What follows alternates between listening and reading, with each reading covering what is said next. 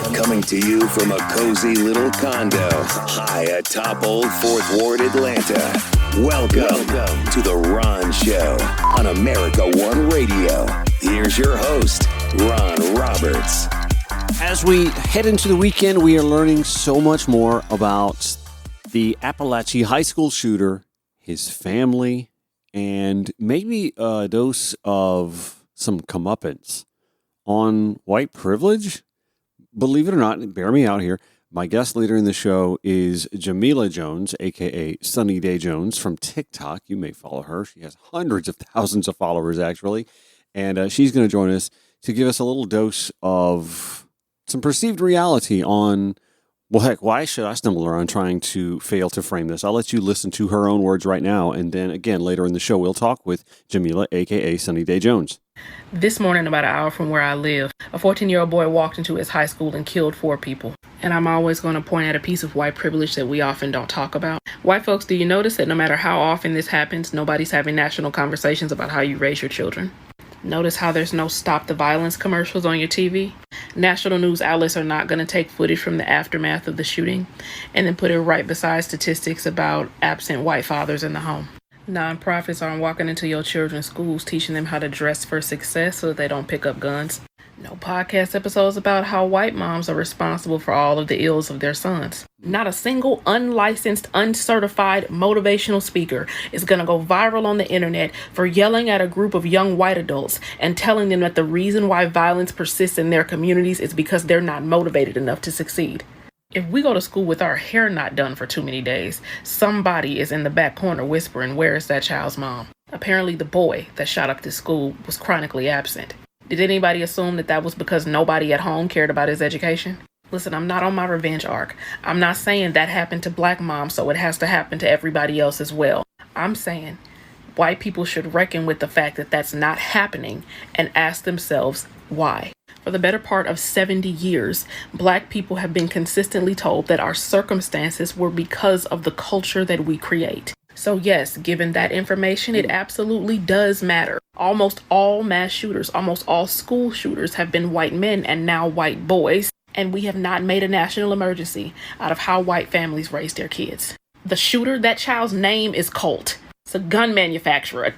All right, let's start controversial right away. We'll have her on the show a little bit later, Jamila, a.k.a. Sunny Day Jones from TikTok, to discuss her thoughts, her views, and expound on a little bit about what she's talking about.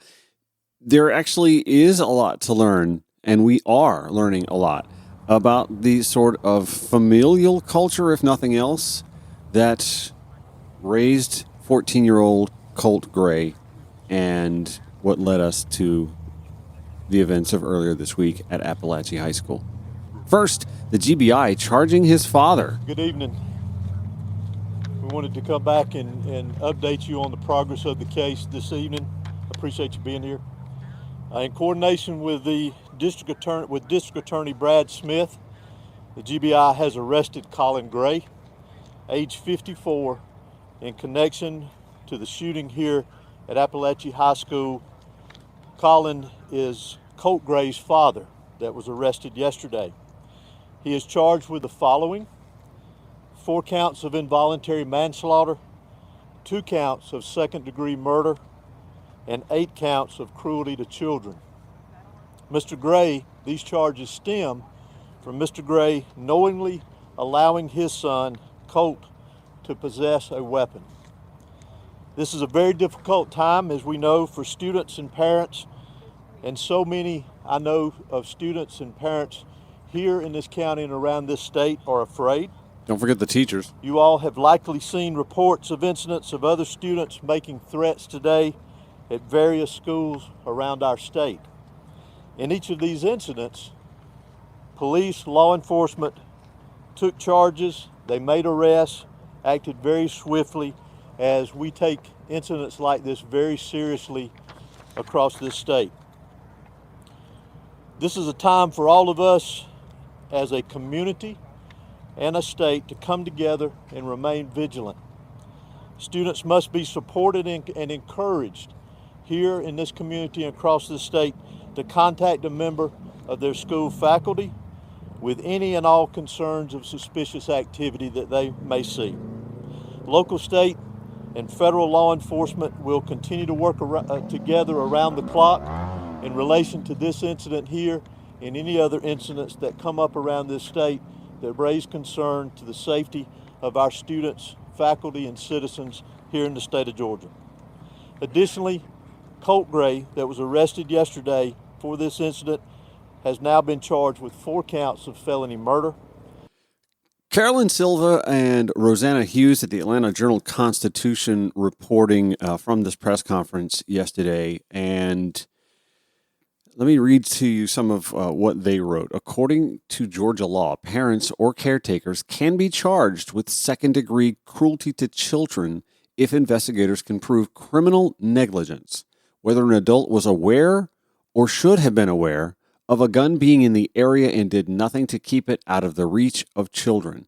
Second-degree murder is added if the negligence results in a death. It is one of the few legal avenues Georgia prosecutors can use to impose consequences for parents or caregivers who do not securely store their weapons, as the state does not have a law requiring the safe storage of firearms. We've mentioned this before.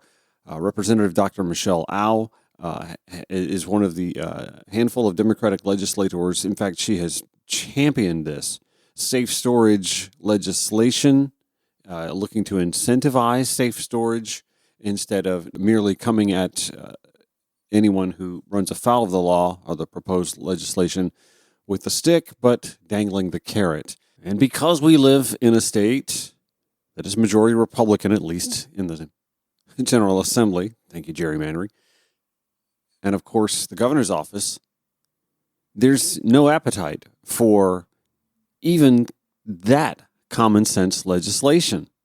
Democrats were celebrating that they were even allowed to have conversations about it, to have panel discussions about it in the General Assembly. Of course, it never led to legislation. Silly. But will it now potentially lead to some action in the General Assembly? Not to curb gun possession, not to limit the kind of firearms being sold, but to codify safe storage as a requirement. You'd have thought after Sandy Hook, after Newtown, you'd have thought after that, Nancy Lanza, the first victim of her son Adam, you'd have thought that there would have been a rush across the country at the state level for legislation that would have encouraged, if not mandated, safe storage of weapons. And we've had this rush to ban trans athletes from participating in school sports, a problem that doesn't even exist, but a legit problem that does exist. And we don't have the appetite in this country for bipartisan agreement that safe storage of weapons in the home is a necessity. After hundreds of children have been shot at and dozens have been killed. Instead, we get the conversation about mental health. Okay, let's have that conversation about mental health. Tad Moore and Catherine Landergan, again at the Atlanta Journal-Constitution, providing this report. More than a year before Colt Gray allegedly shot and killed 2 teachers and 2 students at Appalachian High School, local investigators questioned the boy about a disturbing tip they'd received from the FBI. Tipsters had seen someone on the online messaging platform Discord, it's a video game platform, talking about plans to shoot up a school and alerted the FBI. Federal authorities traced the Discord account to Jefferson, Georgia. The username included a reference to the Sandy Hook Elementary School shooter. Yes, the boy told the investigator he once used Discord, but no, he said, he would never talk about committing a school shooting. They have audio from this confrontation at the home where Jackson County officers not only questioned Colt, but spoke to his father as well. I used to. I don't have any. Let me ask you this: Do you have weapons in the house? I do. Are they accessible to him? They are. I mean, there's nothing loaded, but they are down. Okay. We do a lot of shooting. We do a lot of deer hunting. He shot his first deer this year. I'm trying to teach him about firearms and safety and how to do it all and get him interested in the outdoors. Like on my phone. And get him away from those video games. Exactly right. He knows the seriousness of weapons and what they can do and how to use them and not use them. So it's kind of a little bit of a shock. Yeah. Like, it's no joke. But we wouldn't be here if it was. No, I know. And I'm telling you right now, we talk about it quite a bit. Okay. All the school shootings, things that happen. Wow. Yeah. Hey, are you getting picked on at school? He is. He's getting picked on at school, and is everything okay? That's why I keep going up there. Yeah. You know, because you never really know, and I don't want anything to happen to him. So, yeah. Y'all, All right. Well, if you want to grab them, yeah, y'all talk. or we can go in. No, it's all cool. Hang on. Have you heard anybody on Discord when you were using it say something like that? Do you remember? Like at that time? Yeah. I don't think so. I don't think I ever had anybody that. Never. And I mean, I'm not trying to get anybody hemmed up, but like, this is some serious stuff. Yeah, I know. Oh, he knows how serious it is. Trust me. So I just want to make sure you understand that if something like that happens or you hear something like that, to report it. Yeah, yes. Tell your dad, tell teacher. Like I told him, I would promise I would never say something. And you're saying you didn't say anything like that. No, the only thing I have is TikTok, but I just go around there and watch videos. Okay. I just. All right. Well, fair enough. He's just going to do a little report saying that pretty much what we've done in reference to this, and that we talked, and you saying that you didn't say anything like that. And I got to take you at your word, and I hope you're being honest with me. Yeah, yes, I'm not saying you're lying, but it's a serious thing. Yeah. It's not unusual for people to lie to the police. I got to take you at your word, and I hope you're being honest with me. That is the Sheriff's Office investigator, Daniel Miller, speaking to Colt and his father just a year ago. It's not anything that I'm concerned about. Miller came back and said that to the teen's father 2 days later, according to a transcript.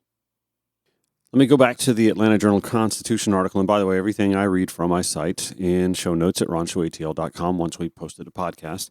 If investigators in 2023 asked to see the boy's cell phone or computer, they didn't say so in their report. If they checked whether the family's guns matched photos posted to Discord with the threats, they didn't document that either. In fact, it's not clear that they'd even reviewed the details of the FBI's tips before they conducted their brief interview with Colt and his father at their home in Jefferson. In a summary of the conversation, an investigator wrote that he'd gotten a copy of the Bureau's tip but couldn't open it on his cell phone.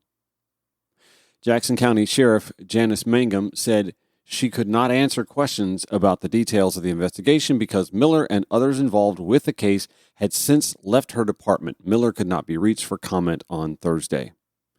They looked into it. Yes, they did, Mangum said in an interview. There were several IP addresses, and they tried to follow up with some of that, too. And if we're being honest, how many sheriff's departments have someone on staff who even know what an IP address is to tell someone, let alone to investigate or trace them? You also heard in that audio the boy's father knowing that his kid's being bullied. And again, being confronted by an officer about alleged online threats. I mean, the signs were there. In fact, we have a family member who says that those signs were being largely ignored by the parents, that adults failed this child. We'll dive into that in just a few seconds. Thank you for listening. This is The Ron Show on America One Radio, AmericaOneRadio.com, Progressive Voices via TuneIn, or wherever you podcast. You can follow The Ron Show on your preferred social media platforms at Ron Show ATL, Twitter, X, Instagram, Facebook, Threads. We also provide show notes for each broadcast when we podcast them at ronshowatl.com. Joining us later, in fact, in just a few minutes, Jamila Jones, a.k.a. Sunny Day, D-A-E Jones, from TikTok. You heard a few minutes ago her excoriating society on the whole for always having a discerning eye for Black culture, African-American families, the missing father trope, etc., and so on, when we have a mass shooting problem that apparently begs the question, where are those questions being asked to white families? controversial take. We'll talk with her a little bit about that. There are lots of breadcrumbs, however, that the 14-year-old shooter at the Appalachia High School shooting earlier this week had some familial upbringing issues as well. We spoke earlier of the father being arrested and why. The Georgia Bureau of Investigation and Barrow County Sheriff's Department coming to the conclusion that the father is negligent and culpable in some respects. We also have reporting from more from the Atlanta Journal-Constitution here. Rosie Mannins at the AJC reporting that Marcy Gray, the mother of the suspect in Wednesday's Appalachia High School shooting, has a criminal record herself spanning more than 17 years in 4 counties, according to court records. The 43-year-old has faced prosecution in Barrow, Fulton, and Forsyth counties, accused of domestic violence, drug possession, property damage, and traffic violations. She also has faced civil fraud claims related to a vehicle purchase and was in jail in Ben Hill County as recently as April, according to publicly available court filings. The suspect's father, Colin Gray, was arrested Thursday in charges stemming from the school shooting. We also have this reporting from the Washington Post. Colt Gray's aunt has been saying that the boy had been crying out for mental health help. Sarah Blasky, Holly Bailey at the Washington Post reporting that the 14-year-old arrested after a mass killing at Georgia's Appalachia High School had been begging for months for mental health help before he allegedly carried out a deadly attack Wednesday, according to the aunt of the shooting suspect. He was, quote, begging for help from everybody around him, according to Annie Brown. She told the Washington Post the adults around him failed him. She lives in Central Florida, declined to elaborate on the teen's mental health challenges, but said she tried from afar to get him help. In text messages to a relative, she voiced concern last month that her nephew had access to a gun, according to screenshots she provided to the Post last week. She wrote that her mother, the suspect's grandmother, had gone to see a counselor at his school to request help. He, quote, starts with a therapist tomorrow, his grandmother wrote in a text message 1 week before he opened fire on fellow students. The reporting continues. Brown said her nephew's struggles were exacerbated by a difficult home life. The teen's mother pled guilty to a charge of family violence last December and was ordered to have no contact with Colin Gray, her husband, and the suspected shooter's father, according to Barrow County Superior Court records. The reporting continues to elaborate. The family had, quote, previous contacts with local child services department. Yesterday, at an already scheduled Georgia State Senate subcommittee hearing on gun safety, we had advocates from several organizations there to speak to state senators who were either in person or online. Among them included Heather Hallett of Georgia Moms for Change, who says that the states need to take action on its lax gun regulations. Senator Jones, I appreciated that last time you opened the first session by saying that we're earnestly looking for solutions here, and we're not talking about taking anybody's guns away. That's precisely the motivation and stance of Georgia Majority for Gun Safety. We know that most Georgians exist in the middle ground of a very unfortunately over-politicized discussion about guns in our country. We're a state of gun owners. Most gun owners, Republicans and Democrats, agree that there are common sense solutions and regulations that can save lives and also protect our Second Amendment rights. This is not an either or situation. And for the sake of those families in Winder, I beg that all of us take a step away from whatever forces pull us to political polls and instead look at the problem of gun violence from a public health perspective. Again, we live in Georgia. We're a state of gun owners. Nobody is taking anybody's gun, but we can and should create a framework that makes gun ownership safer, not just for the owner, but for the common good. This is a win-win situation, Second Amendment rights and gun safety. This is an approach that polling shows that the majority of Georgians, again, on both sides of the aisle, gun owners, non-gun owners, they agree. We can do it. So when you examine gun violence from a public health perspective, you can identify what conditions lower gun violence rates. Georgia consistently ranks in the bottom third of states for gun violence rates across the country. And here I have to point out that this is in a country that has a unique problem among developed nations. So we're doing poorly in a country that generally does poorly. We're unique in this sense. The states that have the lowest rates of gun violence universally employ evidence-based regulations that create this framework for safe gun ownership that we've been talking about. In Georgia, we have very few regulations on gun purchases.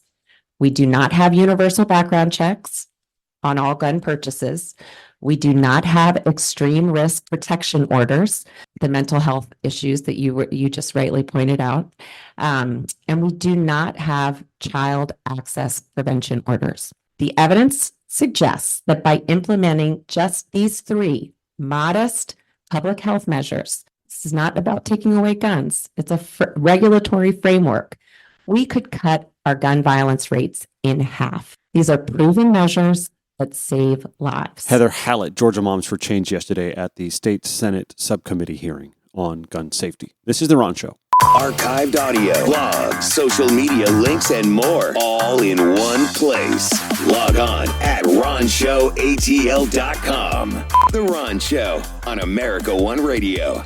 In just a few minutes, we'll be joined by Jamila Jones, a.k.a. Sunny Day Jones from TikTok. She's got more than 250,000 followers. I feel like I'm talking to I am talking to a celebrity in just a few minutes. Anyway, I want to talk to her a little bit about her take. She took a hard take on white privilege and the lack of scrutiny that families of mass shooters who happen to be white face, comparable to what she believes black families and, air quotes, black culture face when discussing criminal violence, for example.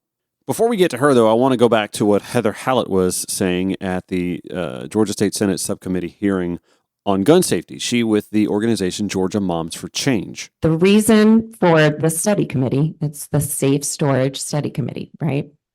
You called this study together, this committee together to study safe storage laws. And I have to point out that child access prevention laws, these are laws that require gun owners to securely store their firearms when children are present and could gain access. They have some of the most robust public health data supporting their effectiveness in reducing childhood injury and death. The RAND Corporation publishes a meta-analysis of all the scientific evidence on the effectiveness of child access prevention laws, CAP laws. And I have a copy I can distribute and share with the senators who are online as well. But you will see in the summary that CAP laws are associated with lower rates of self-harm, lower rates of violent crime, and lower rates of unintentional injury and death in youth. This is not conjecture. This is not, I wonder if we could do this and this would help. This is scientific evidence. The Georgia chapter of the American Academy of Pediatrics released a press release yesterday. And I can also provide a copy of their press release. And you will see that already in Georgia this year, there have been 300 visits to emergency rooms of youth injured by a firearm. And those are the ones who make it to the hospital. 300. We just started September. That is more than one a day. So evidence suggests that by passing a child access prevention law in Georgia, we can reduce that number, maybe significantly. These are 300 lives, 300 children. We can save children's lives. And nothing that I have heard about the drawbacks or inconveniences of locking up your firearms should trump those lives, those children's lives. I'll give you that Senate Subcommittee hearing video in the show notes at RonShowATL.com. I'm also going to make sure that you have access to watch, share this if you want to. In fact, I did share it last night on the Twitter X platform at RonShowATL, at Sunny Day, D-A-E Jones. This is Jamila Jones. This morning, about an hour from where I live, a 14-year-old boy walked into his high school and killed 4 people. And I'm always going to point at a piece of white privilege that we often don't talk about. White folks, do you notice that no matter how often this happens, nobody's having national conversations about how you raise your children? Notice how there's no stop the violence commercials on your TV? National news outlets are not going to take footage from the aftermath of the shooting and then put it right beside statistics about absent white fathers in the home. Nonprofits aren't walking into your children's schools teaching them how to dress for success so that they don't pick up guns. No podcast episodes about how white moms are responsible for all of the ills of their sons. Not a single unlicensed, uncertified motivational speaker is going to go viral on the internet for yelling at a group of young white adults and telling them that the reason why violence persists in their communities is because they're not motivated enough to succeed. If we go to school with our hair not done for too many days, somebody is in the back corner whispering, "Where is that child's mom?" Apparently the boy that shot up this school was chronically absent. Did anybody assume that that was because nobody at home cared about his education? Listen, I'm not on my revenge arc. I'm not saying that happened to black moms, so it has to happen to everybody else as well. I'm saying white people should reckon with the fact that that's not happening and ask themselves why. For the better part of 70 years, black people have been consistently told that our circumstances were because of the culture that we create. That part. So yes, given that information, it absolutely does matter. Almost all mass shooters, almost all school shooters have been white men and now white boys. And we have not made a national emergency out of how white families raise their kids.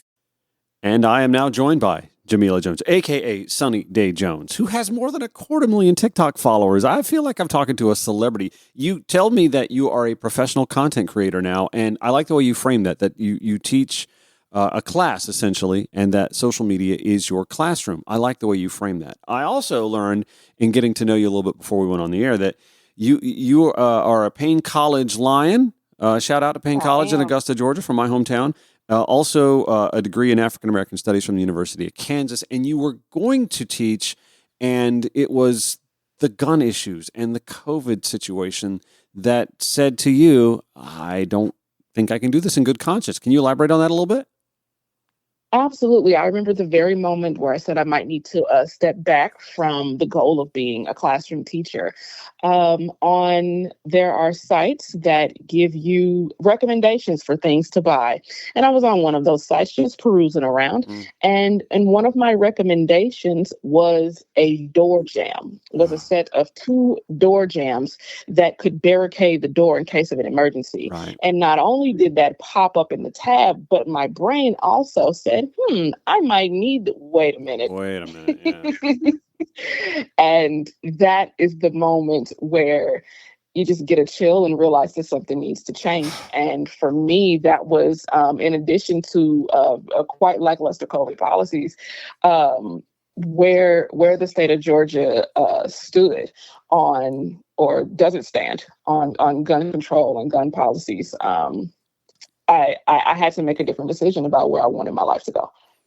And so, in the aftermath of the Appalachia High School shooting, you shared that TikTok that has gone viral and has, really created, I think, a ripple effect of reaction.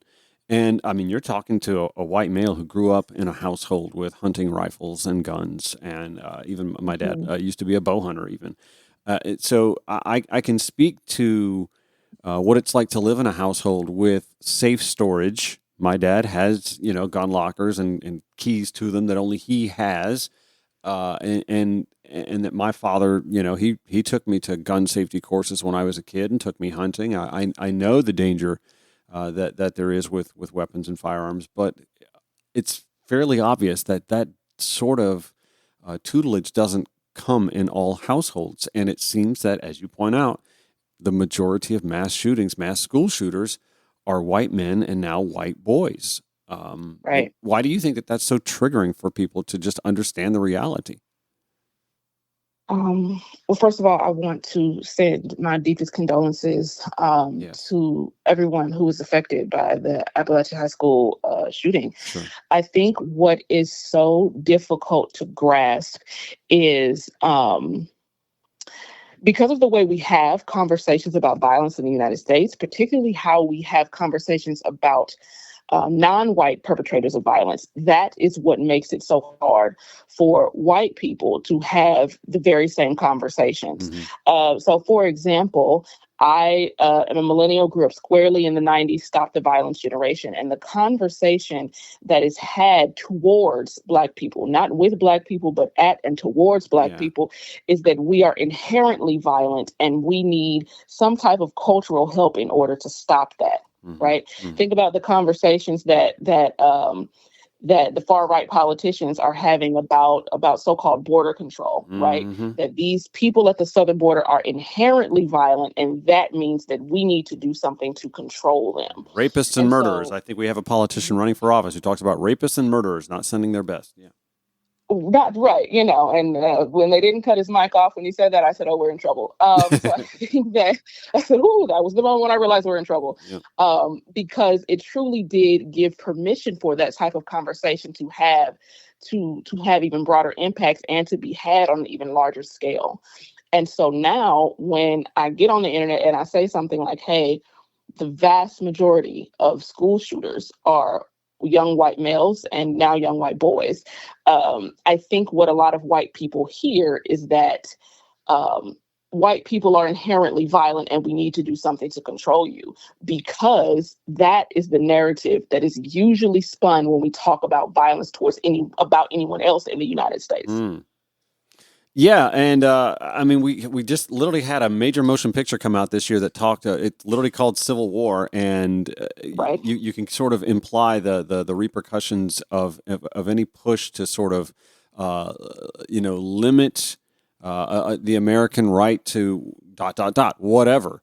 And yes, it should result in some sort of a reaction. Wait, hold on a second. But at the same time, maybe a realization from the white majority in this country that, that's sort of how we felt for a long time, whether it's a person of color, a Hispanic person, a Muslim American, LGBTQ plus American. I mean, we can't protect schools from shooters, but there will be no drag queens reading books to kids, on a school campus or anywhere near it, or the books, Can't have that gay book. I mean, you can't have that Black History book. That's dangerous. And I don't know if you followed this story since, but we've learned so much about this 14-year-old shooter's upbringing and how many times, I mean, there were breadcrumbs left and right. The aunt talking about how for months the boy was crying out for mental health assistance, and that there was an investigation a year ago about conversations the boy had on Discord, and that the father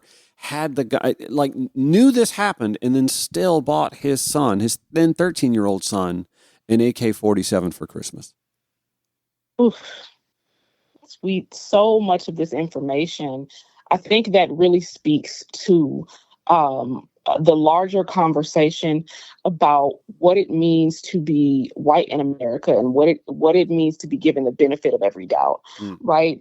And how kids in white America still get to be seen as kids, right? But whenever an incident like this occurs, where there is a particularly young perpetrator of gun violence, I'm immediately taken back to Tamir Rice in Ohio, who was playing with a toy gun in a park and was shot by police on site. Yeah, right, and was shot by police on site. Within 4 seconds of police arriving on the scene, he was shot and killed because he looked like a danger to them. Because he looked like a danger. And so what I'm trying to get people to understand is that the stereotypes and the biases that we have built against people of color in this country, those same biases then, of course, at the inverse, benefit white people in this country, because that is how all of these breadcrumbs can be left. That is how the FBI can walk up to your house and interview you about comments that your son has made online, and nothing can be done about that. Right, that is a part of the reason why we have this chain reaction of events, and why every new detail that we learn is so heartbreaking. But quite honestly, if you're aware of the politics of race in America, it's not surprising. Heartbreaking, but not surprising, unfortunately. Well, that comes again from our not being taught a true accounting of American history, and folks freak out about the three letters CRT, like Oh yeah. never mind that whether you do or don't want to see the words critical race and theory tied together in a course title. There has to be a better reckoning, a truer account. I should not learn everything about American history that isn't patriotic and rah rah red white and blue fife and drum from Michael Eric Dyson or a PBS documentary on a Sunday afternoon on a rainy day sitting at home. Right. I'm loving that exact, very niche scenario of PBS on a Sunday morning with a cup of tea at home, because isn't that how that's how PBS should be watched. I feel that there is also a reckoning with history that needs to happen, right? And it's a reckoning with history that if it were happening, the conversation even around the big bad words of gun control, even that conversation could be had with some more forward direction, right? Because of course, we live in the South. You know, we clearly have what I can only call as an eerie worship of weapons, right? And in any conversation we have families about taking Christmas photos with them. I mean, Christmas photos with AK-47s. We've got politicians detonating explosives in their political ads. It truly is a worship of weapons. It's quite odd. Fetishism. But any conversation of gun control ends up becoming, well, it's not about guns, it's about access to guns. Okay. All right. Well, then we would have to reckon with the history that white Americans have always had a disproportionate access to guns than any other people, right? We have to understand that the Second Amendment we all love so much was passed at a point in time where only white men were considered human beings in the stolen United States. That's true. And so let's have that conversation with all of that historical context in mind. And even the conversations that we're trying to have with that added historical context can be even more productive than we wish they would be. We're with Jamila Jones, a.k.a. Sunny Day Jones, who has an immense following on TikTok and on the Twitter X platform. I'm sure you're on Facebook as well. I haven't looked you up there. But anyway, I'm going to take a quick break, and we're going to come back and wrap up this conversation, a needed conversation, here on The Ron Show, the American One Radio app, AmericanOneRadio.com, Progressive Voices via TuneIn or wherever you podcast. All right, just a few more minutes here on The Ron Show, and we are joined by Jamila Jones, a.k.a. Sunny Day Jones. You are obviously you're on TikTok at Sunny Day, D-A-E Jones. Where else can folks find your content if they want to, by the way? I am everywhere. I am on all platforms as Sunny Day Jones. YouTube, X, formerly known as Twitter, Threads, Instagram, and my personal website at sunnydayjones.com, which I, of course, do need to update since these last few viral moments have happened in the last few days. Well, it's okay. We all get to catch ourselves. I work in residential real estate, and I'm all the time having, I need to do something on social media, or I need to go update my website, or I need to do this, and to go update that digital thing. Yeah, I mean, it is a full-time job, and you've made it a full-time job, and I'm happy to hear that you are able to make a living doing this.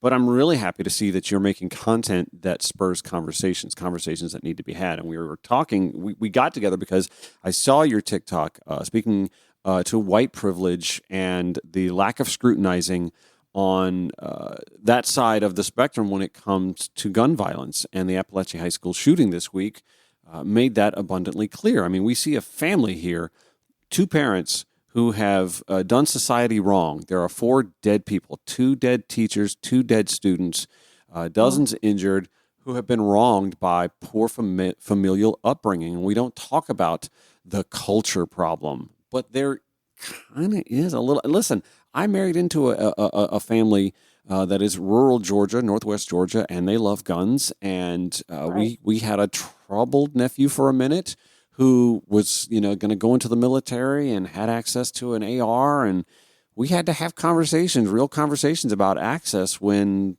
mental health was a bit of a concern. But we don't see enough. Obviously, we don't see that enough. We hear people talk about mental health and mental wellness, and we get the bumps in front of the TV episodes where if someone needs help, or if you or someone needs, but we don't do anything about it. I mean, the aunt literally said, this kid was crying out for help, and nobody answered. Right. And I think what that that highlights what we need to address even deeper. There are multiple cultural conversations that need to be had, right? We need to have a conversation about the culture of mental health, particularly how it affects young men and boys, right? Young men and boys have such a very rigid, very narrow idea of what it means to be a man, what it means to show your feelings, what it means to be tough, what it means to express yourself. There's so few ways in which to do that. You do that for long enough, and then you give that person a gun, and then you give that person the societal pressures of being what a warped idea of what a man should be. You're not going to get a whole lot of positive outcomes from that, right? Especially if they are raised in a household that drills down those ideas, right? Particularly that drills down those ideas side by side with guns. Yeah. What does that create? What does that create when all the men of the house take a yearly hunting trip, right? When they all take a yearly hunting trip, but that's the only time they really spend time together.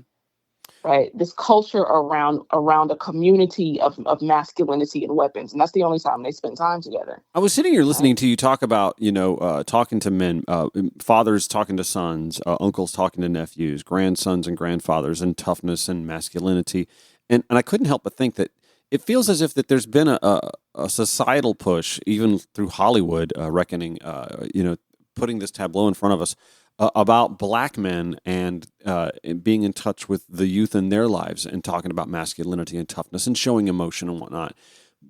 I don't know that I see that so much for non-black men and boys, though.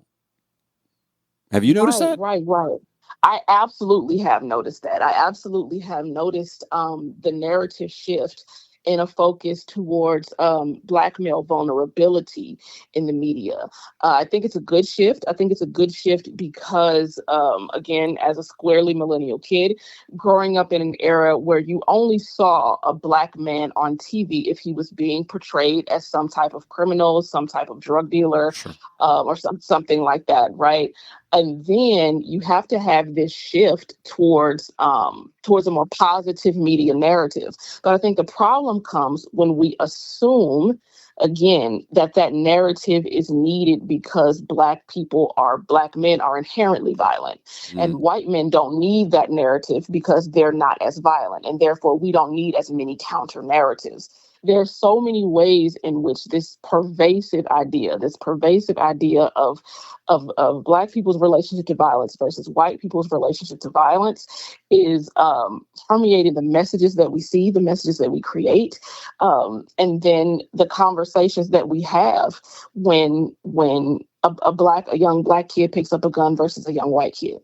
Right. A young Black kid picks up a gun. We instantly can have cultural conversations about what's going on in their home, how they were raised, if their father was in the home or not. We end up having these conversations. But when white children pick up guns, those conversations are not had nearly as often, or at least not nearly as publicly.